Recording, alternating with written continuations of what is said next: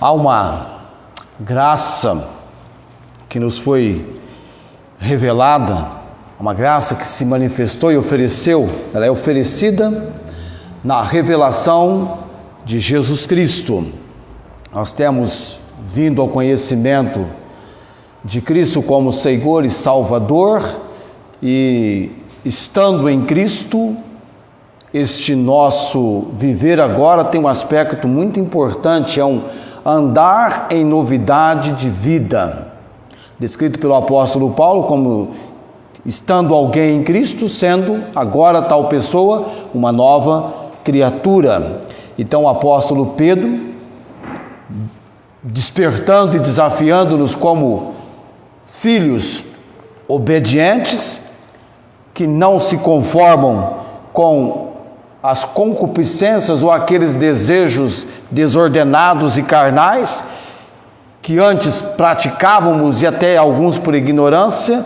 Ele tem um mas no versículo 15, que ressalta exatamente aquilo que eu destaquei na semana passada, na mensagem, na pregação da palavra de Deus. Mas como é santo aquele que vos chamou, sede vós também santos em toda a vossa maneira de viver, porquanto está escrito onde? E ele fala o que está escrito: sede santos, porque eu sou santo. É o texto, um dos textos, porque está escrito do apóstolo Pedro, referindo ao Velho Testamento, a escritura dos Hebreus. Levítico 19:2, nós lemos esse texto semana passada. Falai a toda a congregação dos filhos de Israel e dize-lhes: santos sereis, porque eu, o Senhor vosso Deus, sou santo. A santidade de Deus destaca para nós que Deus é totalmente separado do pecado. Deus não tem pecado, não peca, é perfeito, Ele é santo, santo, santo. E essa convocação, que é mais do que uma convocação, é na verdade uma ordem, exatamente para vivermos uma vida de separação do pecado para Deus. Então, vindo ao conhecimento de Cristo como Senhor e Salvador, apresentamos a nossa vida e entregamos-a ao Senhor Deus, apresentando a Ele, para viver uma vida de dedicação, de consagração. Então nós temos um alvo do desafio da ordem de santidade. Mas como é santo aquele que vos chamou, sede vós santo em toda a vossa maneira de viver. E você aprendeu comigo, nós aprendemos, desenvolvemos a compreensão da atitude, da conduta do apóstolo Paulo entre os convertidos de Tessalônica, que no momento que ele ali chegou pregando o evangelho, ele tinha essa postura, não só ele, como também Silvano e Timóteo, eram homens vivendo uma vida de separação para o Senhor. O testemunho dele: vós e Deus sois testemunho de consanta, justa e irrepreensivelmente nos houvemos para convosco os que crestes. Ok? Vamos agora para o nosso texto de hoje, de 1 aos Tessalonicenses, capítulo 2, versículo 11 e 12, é o nosso texto. Ainda olhando para a praticidade do ministério de Paulo, Silvano e Timóteo, quando a Bíblia nos apresenta os conceitos bíblicos, os conceitos das Escrituras a respeito de como foi o ministério de Paulo, esse tempo que ele esteve e foi usado por Deus pregando o Evangelho na Europa, na Grécia, especificamente na cidade de Tessalônica. Passaram por Anfípolis, e a Polônia. E quando chegaram em Tessalônica, Deus os usou ali, eles foram usados por Deus, Deus usou-os para que uma igreja fosse estabelecida, e de fato ela foi estabelecida na cidade de Tessalônica. E se há uma razão, um motivo para que eu e você tenhamos na nossa Bíblia essa epístola, muito bem, nós sabemos pela epístola que a razão dela ter sido escrita, tanto a primeira quanto a segunda, o motivo, Paulo fora impedido, no tempo que ele queria chegar a Tessalônica para saber notícias, impedido por Satanás. E aí ele envia Timóteo para esse contato, e também com o alvo, o desafio de ajudá-los. E aí Timóteo volta com um relatório, e Paulo então escreve a primeira epístola, e posteriormente ele vai escrever a segunda epístola. Na verdade, só depois da segunda viagem missionária, e principalmente iniciando a pregação do Evangelho com os gentios, é que Paulo começa a escrever as suas cartas. Aí vem a carta aos Tessalonicenses, que foi a primeira que ele escreveu. Tanto é que ele nem se apresenta na introdução usando o título de apóstolo, mas ele faz a carta juntamente com Silvano e Timóteo.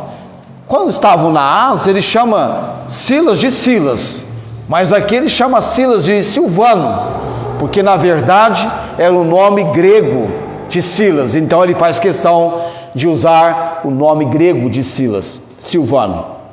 Vocês estão lá comigo? Já abriram? Quantos ainda conseguem, num esforçozinho mais diligente, colocar-se em pé? Vamos ler o versículo 11 e 12, que é o texto para hoje. Paulo, Silvano e Timóteo, interesse pessoal e vida. Interesse pessoal e vida que agrade a Deus. Vamos entender de quem é esse interesse pessoal e de quem é essa vida que agrade ou que deve agradar a Deus. Leiamos o texto. Assim como bem sabeis, de que modo vos exortávamos e consolávamos a cada um de vós, como pai a seus filhos, para que vos conduzisse dignamente para com Deus, que vos chama para o seu reino e glória. Vamos orar nesse momento. Deus abençoe essa porção aos nossos corações. Senhor Deus, uma vez mais, reunidos neste lugar, esse tempo que não é nosso, mas é da dedicação que devemos ter para com o Senhor em culto, adorando, bendizendo o Senhor, como bem apresentou a congregação no momento da leitura da palavra. Lemos, encerrando aquele período de leitura, começado em Ezequiel, chegamos hoje à noite, no finalzinho do texto do Apocalipse, para, na próxima semana, Senhor, começarmos congregacionalmente no livro de Gênesis, a leitura da Tua Palavra. Abençoa, ó Deus, o nosso povo, nosso compromisso e comprometimento real, e que ele seja verdadeiro com a Palavra do Senhor. Capacita-me e usa pregando, Deus, dá-nos o interesse e o desenvolvimento da compreensão que necessitamos na palavra hoje à noite, Deus. Estes dois versos lidos, eu sei que o Senhor tem algo tão necessário, tão importante para, na comunicação da palavra, ser trabalhado este ensino para as nossas vidas, para os nossos corações. Oramos, Pai, pelos amados que estão aqui, alguns estão acometidos de enfermidades, oramos por estes amados, que agora impossibilitados de estarem onde estamos, estão nos seus lares, que também tenham a oportunidade de ouvir a palavra do Senhor. Oramos também por outros que estão na transmissão, alguns nos seus lares, outros num outro país. Ó Deus, nós não conhecemos detalhes, o Senhor conhece. Se conosco, ó Deus, capacita-me, usa-me, e também com cada um, aqueles amados que eu estou orando, o André, o Jefferson, tem também agora o Senhor José Carlos. São nomes que vamos apresentando diante do trono da graça do Senhor, orando pela obra de salvação. E oramos no nome de Jesus nesse momento. Oramos com gratidão. Amém. Assentai-vos.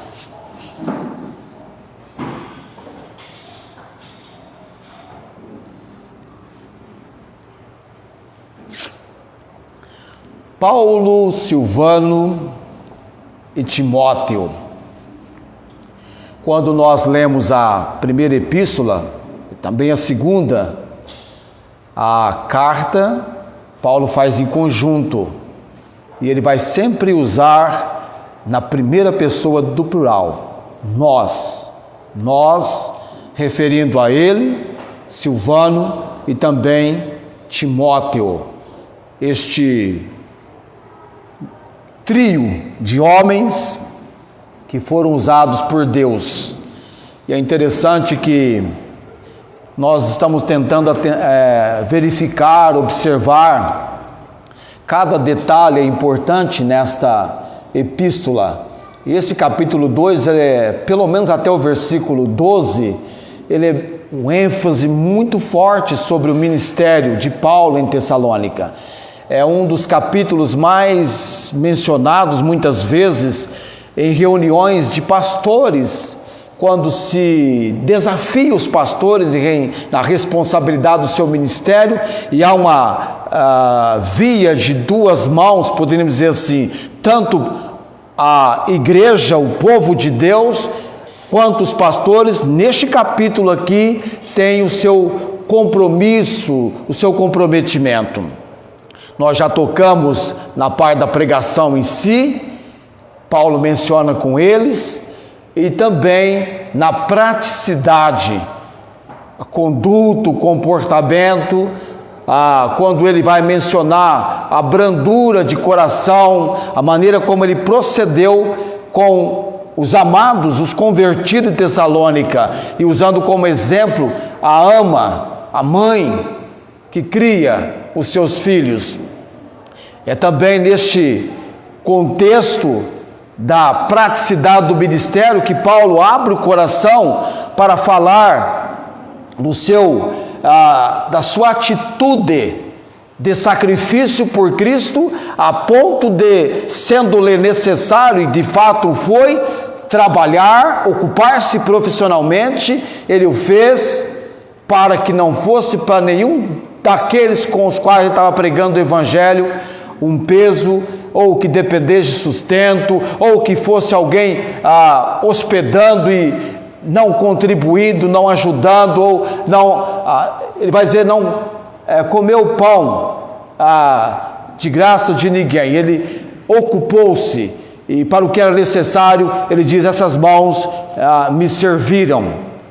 E depois, nós atentando para o versículo 10, nós entendemos o testemunho da conduta correta de Paulo, destacada no versículo 10, essa menção que ele faz, olhando para as testemunhas, que entre as testemunhas estavam os próprios tessalonicenses, e Deus, da procedência, do comportamento, de uma atitude santa, justa e irrepreensivelmente que ele havia tido no tempo que estava ali com eles.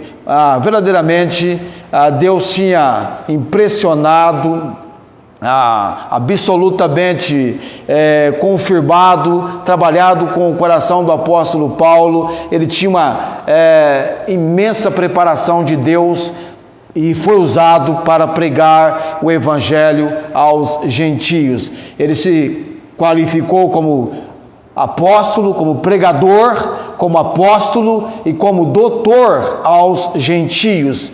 E sobremaneira ele foi usado pregando o evangelho para os gentios. E agora nós chegamos no versículo 11. Eu li segunda, terça, quarta-feira, são 3 dias só para ler o versículo e orar. A maior preocupação é ler o versículo e orar. Ler 1, 2, 3, 4, ficar lendo o versículo. E Paulo aqui diz: assim como bem sabeis de que modo vos exortávamos e consolávamos a cada um de vós, como pai a seus filhos.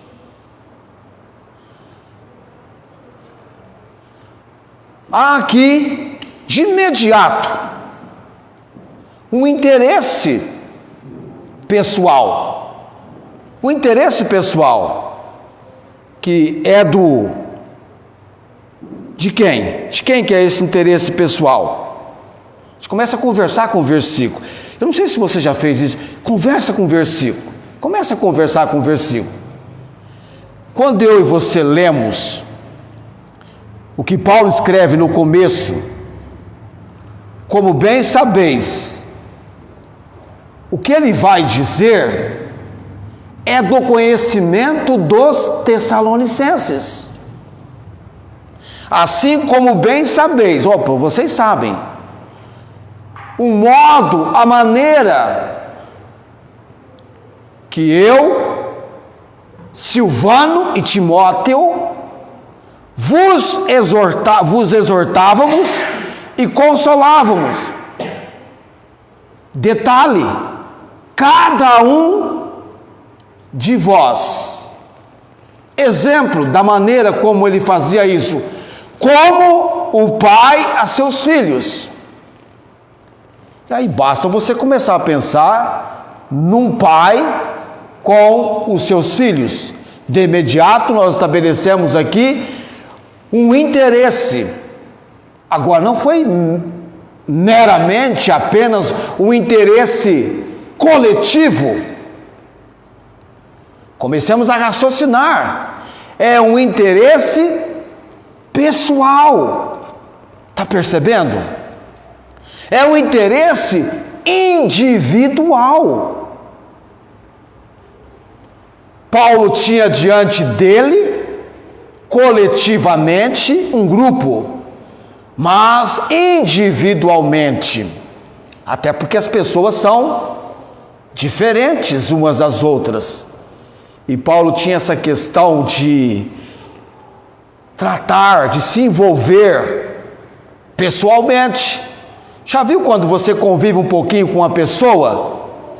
É difícil você não ter condições de mencionar nomes de quem você convive individualmente. Já percebeu isso? Aqueles que são mais próximos à minha pessoa, eu convivendo dia a dia e trabalhando junto, a gente tem até a condição de saber nome e sobrenome devido ao convívio, não é? Felipe Francisco de Jesus. E você percebe que no tempo do ministério do apóstolo Paulo, ele tem uma lista de nomes. Foi o apóstolo que mais nomes reuniu em menções na palavra de Deus. E tinha um teor único dele para escrever. Ele foi, entre os escritores também, o mais pessoal. Então, quando ele diz aqui, no que ele diz, que é do conhecimento deles, é verdade. Traz a memória, faz eles lembrarem o modo como eles foram exortados e consolados, cada um de vós, como um pai a seus filhos. Eu e você entendemos, amados, que o ministério da igreja local ou de uma igreja local deve ser o ministério pessoal. Em Tessalônica, Paulo e seus companheiros trataram com cada um dos convertidos, esforçando-se para levá-los à maturidade. Abra comigo a sua Bíblia em Colossenses capítulo 1, versículo 28. Está um pouquinho antes de Tessalonicenses. Colossenses 1, 28.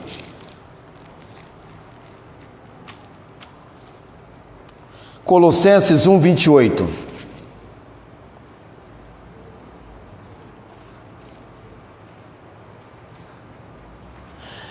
Colossenses 1, 28, Paulo diz: a quem anunciamos, admoestando a todo homem, ensinando a todo homem toda a sabedoria, para que apresentemos todo homem perfeito em Jesus Cristo. Paulo tinha este interesse de tratar individualmente, com o objetivo de trabalhar a instrução, o desenvolvimento para a maturidade espiritual. E ele não abria mão dessa oportunidade que Deus lhe dera, ao ponto de que nós entendemos aqui pelo texto, que o pastor é uma mãe, versículo 7, a alma que cria os filhos, e o versículo 11, um pai, para o povo que se encontra aos seus cuidados. Então, no ministério pastoral, o homem de Deus chamado para o ministério pastoral, ele deve ter essa compreensão, como a ama que cria os filhos, e como um pai. E há uma tradução que diz assim: como tratamos cada um de vós pessoalmente, salientando a importância do conselho pessoal e do auxílio espiritual. É como o pastor que tem que contar as ovelhas. Opa, está faltando uma. É uma só, eu tenho 100, não faz diferença. Não! Todas são importantes. Uma igreja, cada membro deve ser olhado individualmente, necessidade de conselho pessoal e auxílio espiritual. E a primeira palavra que no texto aparece aqui para nós, de 1 Tessalonicenses 2,11, é a palavra exortávamos, ou a palavra exortar. E nós queremos ter uma compreensão, amados, tremenda, do que está por detrás de Paulo dizer, vos exortávamos. A palavra exortar traz a ideia de induzir, corrigir, aconselhar, animar, incitar.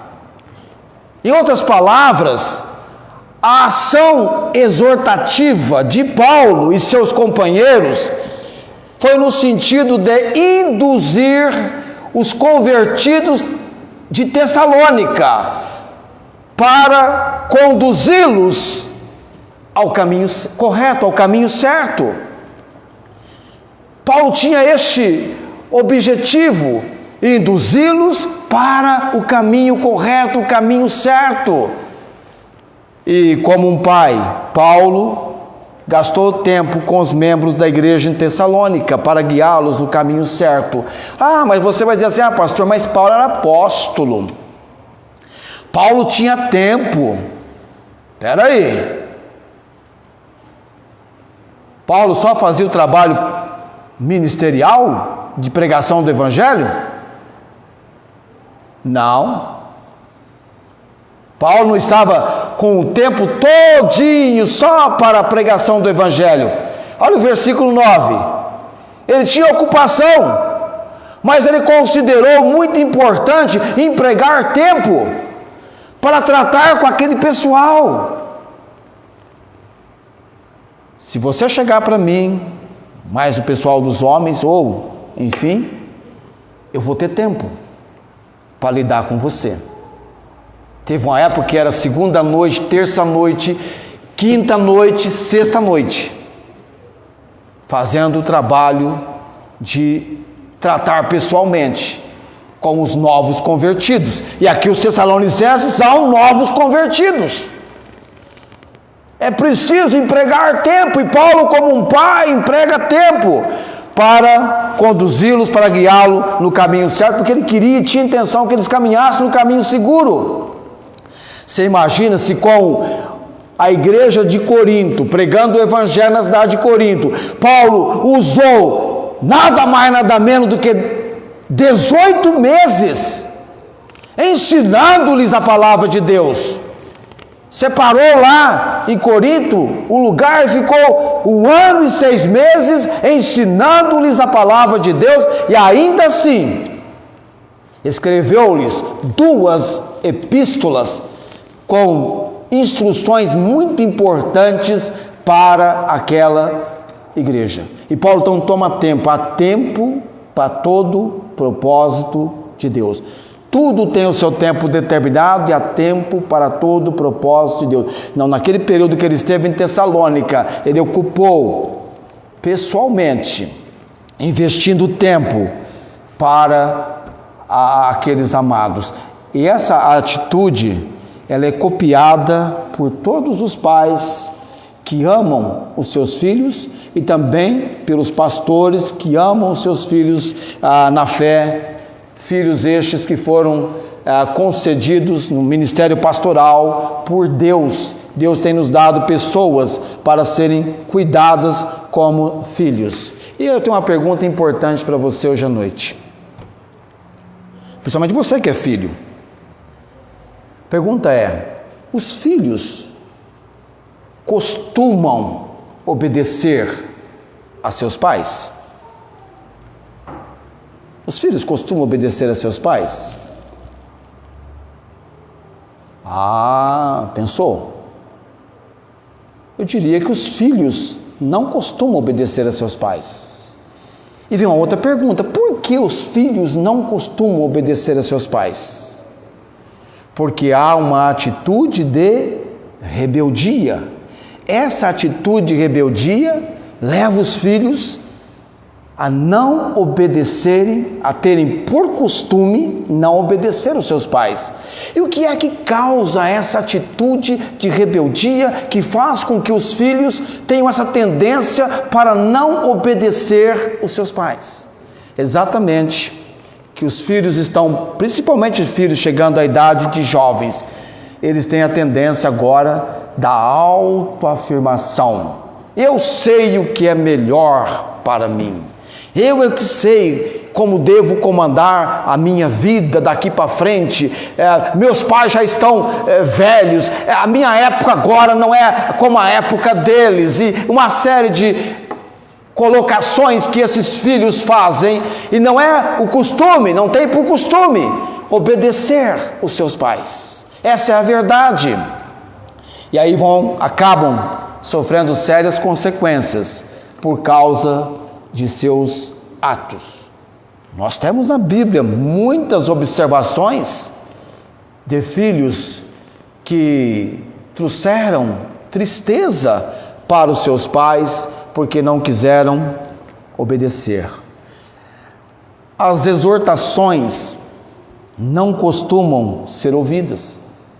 Então veja bem, Paulo diz para eles: vocês lembram de que modo, de que maneira vos exortávamos? E Paulo vai posteriormente na primeira carta, falar de exortação deles para com os outros. Porque na vida cristã você recebe a exortação e você pratica também a exortação. No capítulo 5, ele vai colocar alguns termos muito importantes no desenvolvimento daquela igreja. E Paulo já que tinha um dom para exortar, não dá para você estar na vida cristã ou no viver em família, vai ocorrer, tem que ser exortado. O jovem, por isso que Paulo vai mencionar tanto a exortação como a consolação, como um pai. O pai que ama o seu filho, ele vai exortá-lo, vai aconselhá-lo, vai induzi-lo, incitá-lo, corrigi-lo, estimulá-lo para o caminho certo, o caminho seguro. Tanto é que você vai lendo o livro de Provérbios, Salomão falando que ele era filho novo, e o pai dele dizia: ouça. Ele devia ouvir o pai, ouvir o conselho da mãe e do pai. Eu convivi com aquele irmão que morreu com 91, com quase 92 anos, e aquele irmão, por atender um conselho da mãe, uma exortação, ele abriu mão de algo que ele tanto queria, mas ele disse: pastor, o amor de mãe falou mais alto. E ele disse: eu não posso desprezar o conselho da minha mãe e agir pela minha própria vontade. Eu nunca me esqueço dele mencionando isso para mim. Então é muito importante a bênção dos pais para seus filhos. Talvez dentre os filhos de Jacó, você pode estudar sobre eles. Teve dois que Jacó condenou terminantemente: atitudes de desobediência de Levi e Simeão. Jacó condenou a atitude de uma explosiva ira e praticando algo tão horrível, tanto de Levi quanto de Simeão. Nós vamos agora em agosto falar de Jacó a Israel, um pai e seus filhos, e você vai perceber a consequência da atitude dos filhos, acompanhando não apenas a sua geração, mas a sua descendência também. Escrevendo descendência. Então as exortações não costumam ser ouvidas. Tem até uma pessoa, tem até um ditado aí que as pessoas dizem: se conselho fosse bom, seria vendido. Eles dizem isso, não é? Mas a Bíblia trabalha conosco, amados, com exortação. Paulo trouxe a memória deles. Antes, como uma ama que cria os seus filhos, a brandura, a ternura do coração. E agora, o pai, no aspecto da exortação, o modo como vos exortávamos.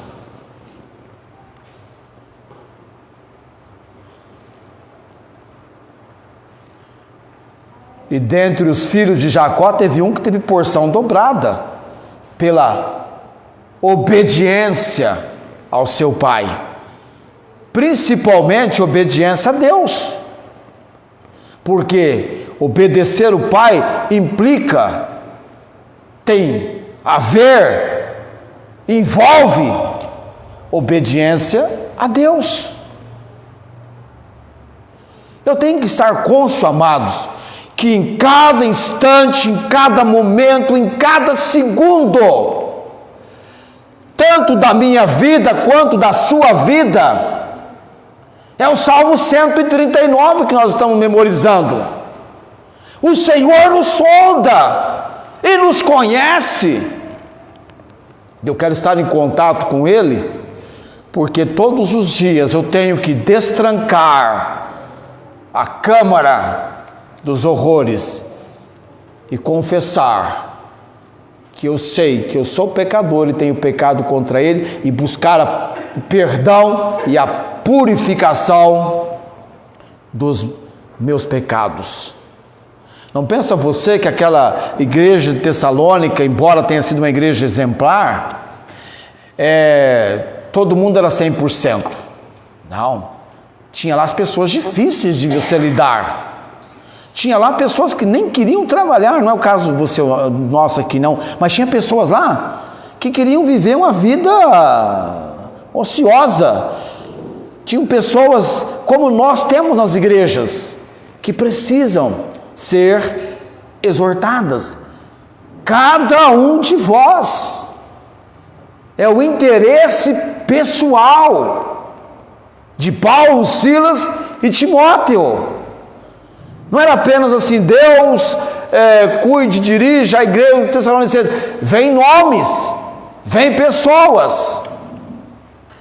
Já teve aquela experiência quando você está orando e você ora pelo Beltrano, Ciclano, Beltrano, Fulano, Euclano e por aí vai, né?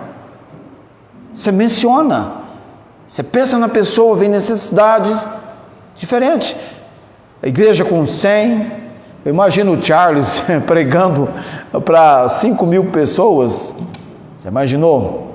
Ou no pastorado com tantas pessoas, e você tem que cuidar e mencionar e orar. Você vai dar conta, o pastor vai dar conta. Tiago fala sobre isso. O mais duro trabalho, você vai prestar contas por aqueles que Deus confiou você cuidar. Vamos prestar contas. Agora, enquanto as exortações não costumam ser ouvidas, nem mesmo no meio cristão as pessoas estão dispostas a obedecer às exortações que lhes são dirigidas. Recebe a exortação da palavra de Deus, ainda vão pensar se dá para obedecer ou não. As exortações pastorais nem sempre são seguidas e vão com isso causar tristeza para o pastor e vai resultar em ruína para o indivíduo de coração penitente, duro, que se mantém de coração duro, não acatando a exortação amorosa do pastor, a quem Deus confiou para cuidar da sua vida espiritual. Só que nós temos que entender que a desobediência será seguida de uma punição. Absalão não era para ter o fim que teve, rebelou-se contra o pai, tentou usurpar o trono do rei Davi e acabou tendo uma morte trágica. Aquilo que ele mais tinha afeição e diríamos zelo, que eram os seus cabelos, que impressionava qualquer um lá em Israel, os cabelos de Absalão e tal.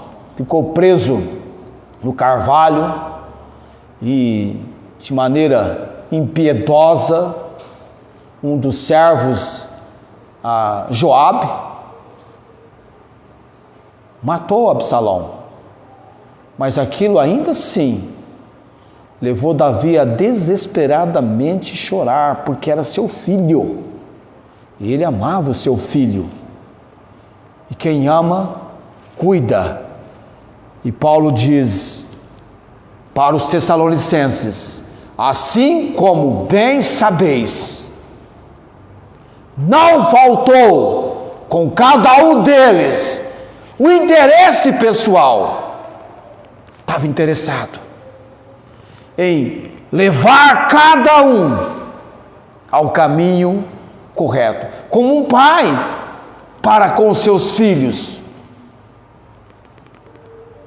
Até mesmo quando o filho abandona o lar para seguir o seu destino pecaminoso, como é o caso do filho pródigo. Onde é que o pai do filho pródigo todas as tardes estava? À beira do caminho, porque poderia ser que aquele filho em algum momento retornaria para o lar, trazido pela misericórdia e graça de Deus. Pai nunca deve perder a esperança de que o ensino, a exortação, vai cumprir o seu papel na vida do seu filho, ainda que esse filho esteja entregue à rebeldia, como alguns estão entregues. E é terrível, porque Deus tem dado aos pais o comprometimento bíblico de criar os filhos no temor e na admoestação do Senhor. É apenas uma questão de administrar-lhes o que Deus tem lhes dado para com o seu filho. Antigamente usava a expressão assim: já formei os meus filhos. Não tinha o sentido como tem hoje. Não era que os filhos tinham passado pelo curso acadêmico de uma faculdade. É que eles tinham desenvolvido na idade e agora então estavam com a capacidade de se autoconduzirem. Meus filhos agora estão formados, homens e mulheres, alguns já casados, mas estão formados. Era essa expressão no passado que se dizia quando os filhos atingiam a maturidade, tanto da idade física, quanto também emocional e principalmente espiritual. Instrução, muito importante. E o interesse individual, pessoal, lidando com os filhos. Houve, no final da vida de Jacó, na hora de abençoar os filhos, não deu para ser coletivo, não. Teve que ser e foi individual. Foi filho por filho. No número de filhos que ele teve. Individual. Porque tem filho que você vai exortar no que tange, no que refere a algo, e é diferente um para o outro. Tem filho que se você desafiar, se você lançar um desafio, ele gosta de desafio. O outro não vai dar tanta importância. Então, cada filho tem uma procedência que você vai ter, Deus vai dar sabedoria, porque Deus é conhecedor de tudo. Você nem pensou ainda, Deus já sabe o que você está pretendendo pensar. A palavra nem chegou na língua, Ele já sabe. Então Ele que vai dar a condição. Eu e você precisamos. E olha que você que está aqui agora que é filho e não casou ainda, ou se casou e não tem filhos, eu espero que você pretenda, tenha o alvo de ter filhos. É uma boa experiência ser pai, ser mãe. Amém? É uma boa experiência. Hoje as pessoas não querem mais ter a bênção da herança do Senhor, porque os filhos são herança do Senhor. E o fruto do ventre, o seu galardão. Ter filho é uma bênção. Aí eu tenho que lembrar da irmã Inês de Ribeirão Preto, que para ela, ter filhos, uma bênção.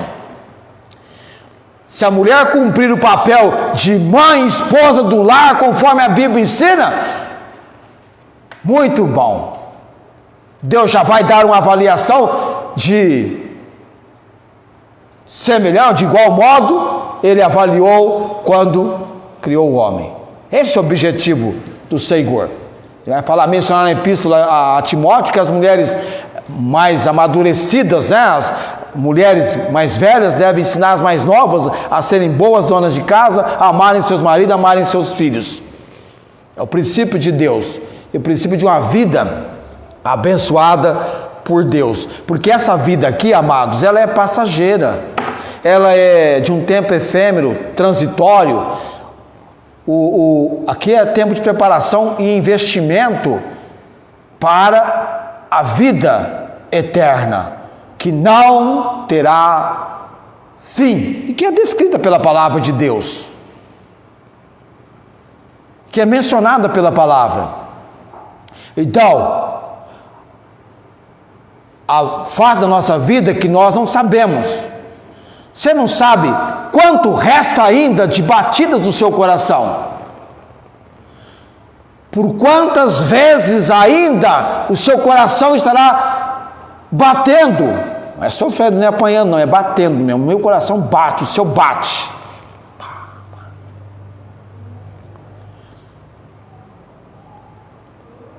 Viu aquela senhora que morreu essa semana?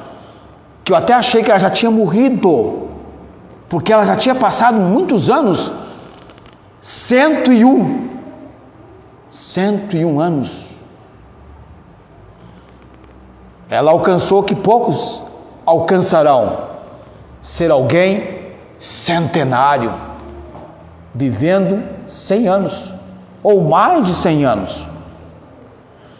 Se Deus me der a graça, eu vi a foto hoje de uma senhora de 94 anos, atleta, correndo, 94 anos. Alguns, pela sua robustez, têm chegado assim, mas os dias da nossa vida, por Deus, são contados. Logo, estaremos partindo para a eternidade, e o tempo nosso aqui é contado. Você é alguém que está vivendo, você é alguém que saiu da inocência para a consciência, e entendeu que você precisa de um Salvador, de um Senhor. Não é meramente que você precisa de religião ou ser religioso, você precisa de Cristo. A irmã Rosângela estava evangelizando e falou para alguém sobre Jesus. A pessoa falou assim para ela assim, ela perguntou: já ouviu falar sobre Jesus? Ela falou: já ouvi, mas ninguém me apresentou pessoalmente. E ela então falou: então eu vou falar dele para você, porque em breve você ficará frente a frente com ele. Então você terá a apresentação pessoal dele. Mas é muito importante agora que você responda ao Evangelho, que é a boa nova de salvação em Jesus Cristo, o bendito e eterno Salvador. E há pessoas agora que Deus está tratando: você está perdido, você precisa de Cristo. E essa pessoa vindo a Cristo, ela vai receber a exortação da palavra, do modo como ela deve proceder.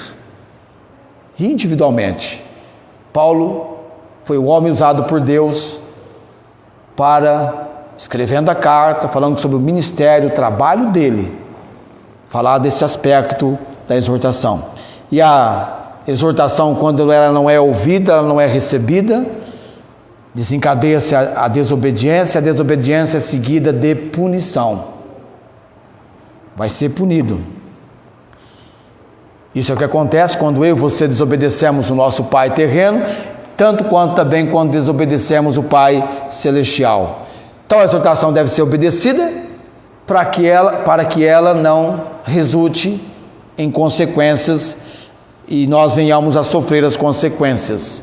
Então, pastor e igreja, nós exortamos, aconselhamos, animamos, estimulamos. E se a igreja não obedecer às exortações, o que vai acontecer com a igreja? Ela vai sofrer as consequências e vai ser punida pelo Senhor. Então é melhor ouvir e obedecer a sofrer as penalidades por rebeldia. Deus, ele corrige e açoita a qualquer que recebe por filho. Então é muito importante que nós demos ouvidos às exortações do Senhor na nossa vida.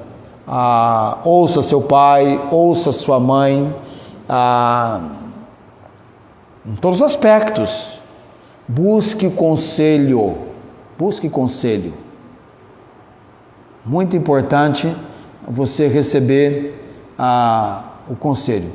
Eu gostaria de saber sobre algo, assim, orem comigo. Eu me lembro que as nossas missionárias estavam no campo, vivendo um momento difícil. E eu falei para elas, conversando comigo, falei: olha, vamos orar com o irmão Luiz, e vamos conversar com ele. E ele é o meu conselheiro, ele era meu conselheiro na época. E aí nós fomos orar com ele, e ele falou para a missionária: Deus chama as coisas que não são, como se já fossem. E eu nunca me esqueço, e Romanos fala sobre isso, Deus chama as coisas que não são, como se já fossem. E ali estava um homem usado por Deus com a missão de ajudar os mais jovens, um homem já com mais de 80 e tantos anos na sua idade naquela época, e que podia aconselhar e exortar. Mas Paulo está dizendo para eles aqui: vocês foram exortados. E mais adiante Paulo vai falar: vocês têm que exortar. Vocês são exortados e devem exortar. Deve praticar a exortação. A exortação vai estar na vida cristã. O povo de Deus desenvolve a questão da exortação. E pratica a exortação. Você recebe a exortação e você também exortar-vos uns aos outros. A prática disso. Quer ver só? Deixa eu mostrar para você. Ele vai dizer... Opa, virei errado aqui. O versículo 14, ele é até importante. Rogamos também, irmãos, o capítulo 5, versículo 14. Peraí. Isso, 5,14. De 1 aos Tessalonicenses. Rogamos também, irmãos, que admoesteis os ordeiros, consoleiros de pouco ânimo, sustenteis os fracos e sejais pacientes para com todos. Este admoesteis tem também a ideia de exortar, chamar atenção, de induzir, de incitar. Você vê, os desordeiros, havia pessoas lá assim, e eles deveriam praticar isso com aqueles amados também, envolvidos ali no ministério. E uma outra palavra que nós temos aqui no texto, além da palavra exortar, que é também papel do pai, tanto exortar como essa outra palavra, é a responsabilidade, a exemplo de que o pai faz. E ele vai mencionar isso aqui, que é a palavra consolar. É uma outra atitude de Paulo em relação à igreja de Tessalônica, a de consolar. E a semana que vem, então, nós vamos falar sobre o consolar que Paulo exerceu com aqueles irmãos. Aí vai ser a segunda mensagem.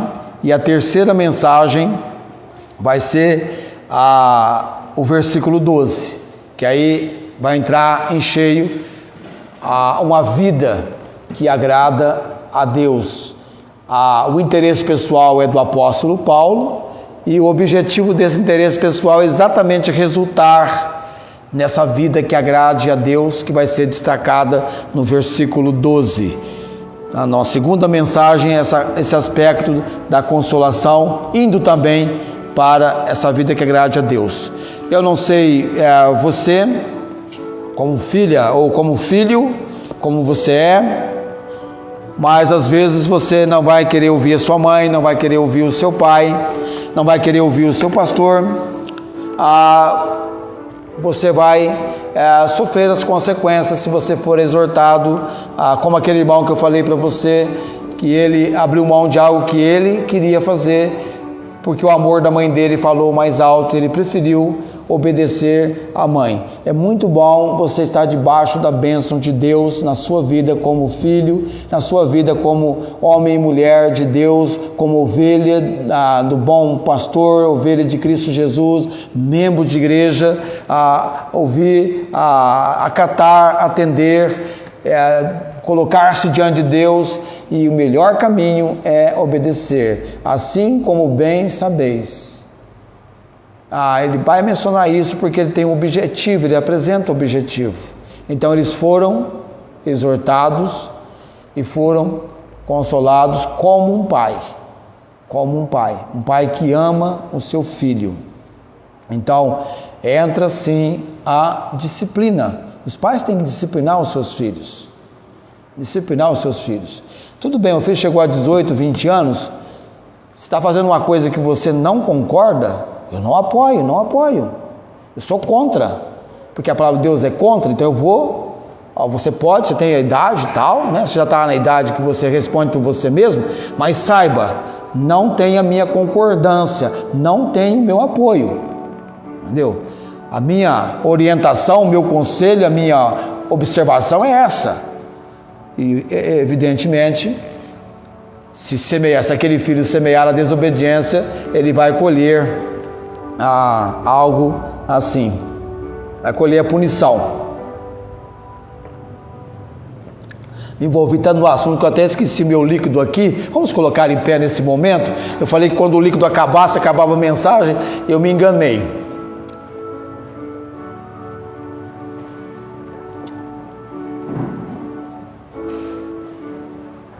Dizem que a filha só entende o que é ser as atitudes da mãe quando ela é mãe. Você melhor irá compreender a sua mãe quando você for mãe e você quando for pai. E tem alguns ainda que tem a ousadia de fazer a pergunta: não sei quem que esse menino puxou. Talvez puxou você. Ou você pai ou você mãe. Ou a filha, né?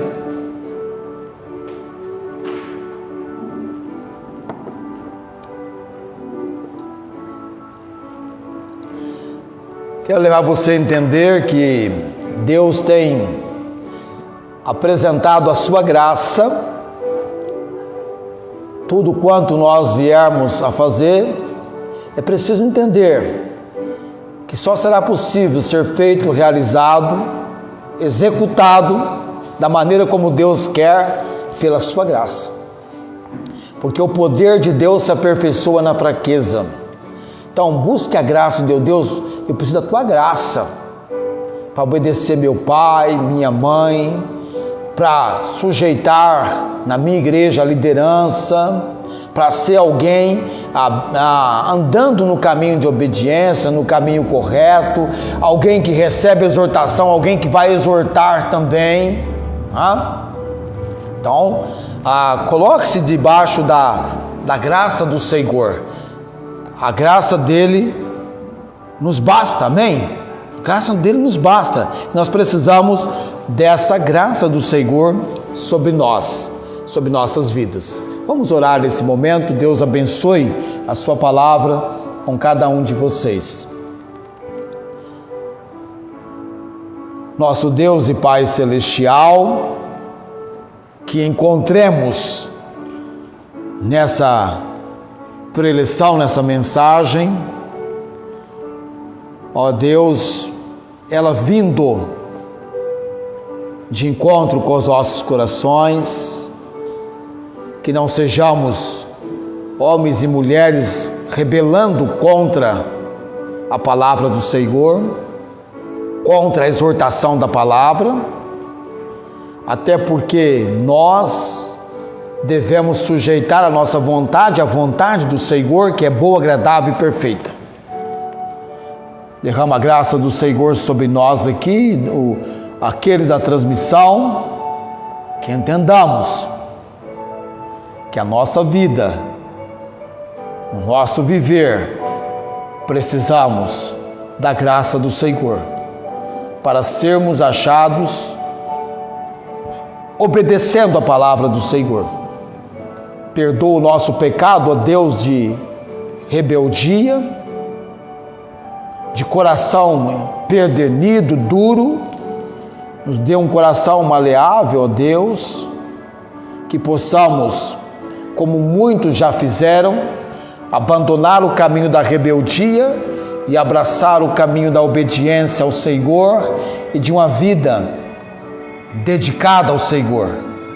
Porque o Senhor, assim como um pai que ama e aplica a exortação, o Senhor aplica a exortação da palavra para com os seus filhos. Ó Deus, damos graças e oramos no nome de Jesus.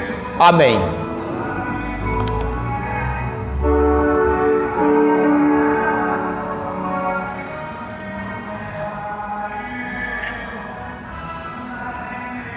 Pode tocar.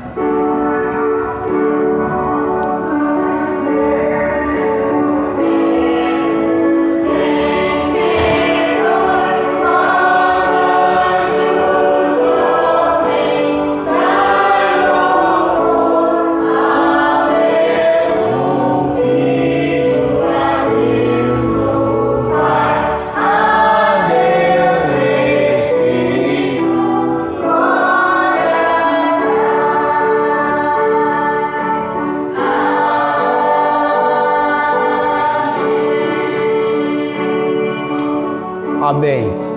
Eu sugeri que a dona Célia tocasse porque o som estava passando lá, eu queria abafar o som, então toca-se, depois o som já passou, eu posso então fazer a bênção apostólica agora, né? Senão ficaria aquela bênção em meio àquele som assim, não ficaria legal na gravação aqui. Então, a graça do Senhor Jesus Cristo, o amor de Deus e a consolação e a comunhão do Espírito Santo seja com todos vós. Amém.